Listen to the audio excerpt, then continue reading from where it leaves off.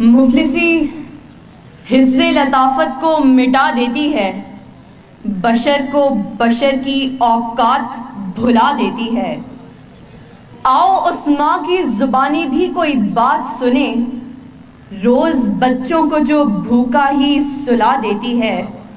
اپنی عزت کے بھروسے تھی جو مضبوط کھڑی، آخر ایک روز وہ سر اپنا جھکا دیتی ہے۔ اس کے دامن پہ لگے داغ یہی کہتے ہیں، بھوک تہذیب کے آداب مٹا دیتی ہے۔ صدر علی وقار سردیوں کی ٹھٹھرتی ہوئی رات، منہ لپیٹے ایک مجبور ماں اپنے نومولود بچے کو ایدھی سینٹر کے باہر پڑے جھولے میں ڈال جاتی ہے۔ اس سے پوچھا گیا، کیا تجھے تیری مامتا ستائے گی نہیں؟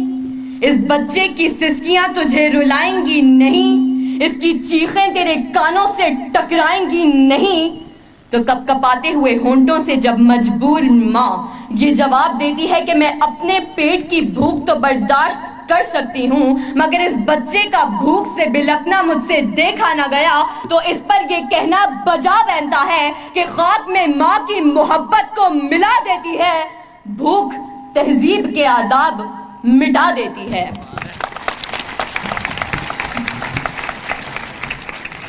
صدر علی وقار آج اس معزز اور باوقار ایوان میں قائد ایوان نے جو قرارداد پیش کی کہ ہم معاشی نہیں اخلاقی بدحالی کا شکار ہیں، میں اس کی بھرپور مخالفت کرتی ہوں، کیونکہ جس اخلاقی بدحالی کا رونا وہ رو کر گئے، وہ اخلاقیات تو خود معاشیات کی محتاج ہیں۔ قریب ہے کہ مفلسی تمہیں کفر تک لے جائے، اخلاقیات معاشیات کی محتاج ہیں۔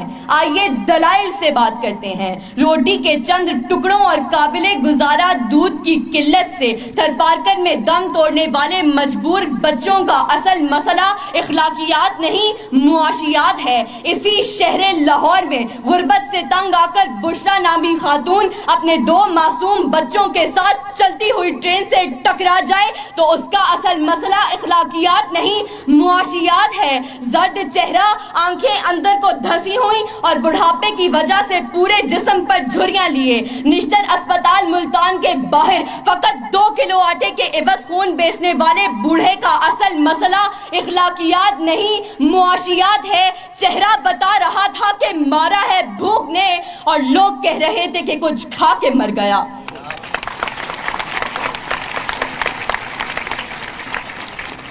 صدر علی وقار تنگ دستی، بھوک اور ابتر معاشی حالات اعلیٰ اخلاقیات کی ضد ہیں۔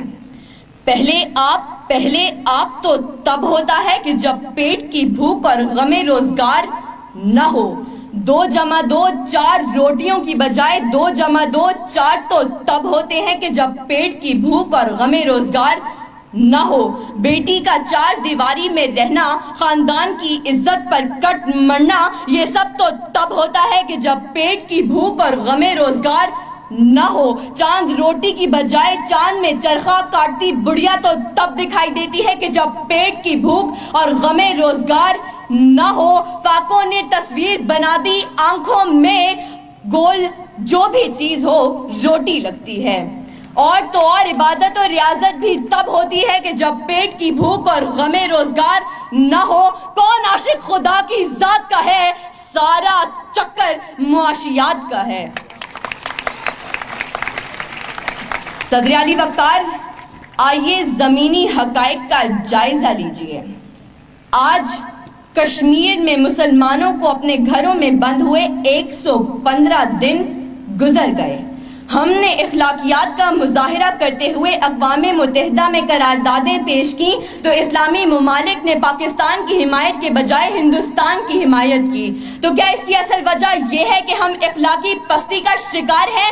نہیں صدر علی وقار، ہرگز نہیں، بلکہ اصل وجہ تو یہ ہے کہ ہم معاشی طور پر کمزور ہیں۔ اس کمزوری کا علاج بھارت کی عالمی معیشت ہے۔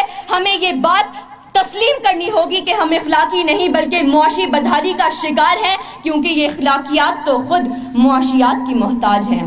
صدر علی وقار، میرے ان تمام دلائل کے باوجود اگر اب بھی کوئی یہ یقین رکھتا ہے اور بازد ہے کہ ہم معاشی نہیں بلکہ اخلاقی بدحالی کا شکار ہیں، تو اس سے بس ایک ہی سوال کرتے ہوئے میں اجازت چاہوں گی کہ وہ جس کا ایک ہی بچہ ہو بھوکا 8 پہروں سے، بتاؤ اہل دانش تم وہ گندم لے کہ تختی لے۔ شکریہ۔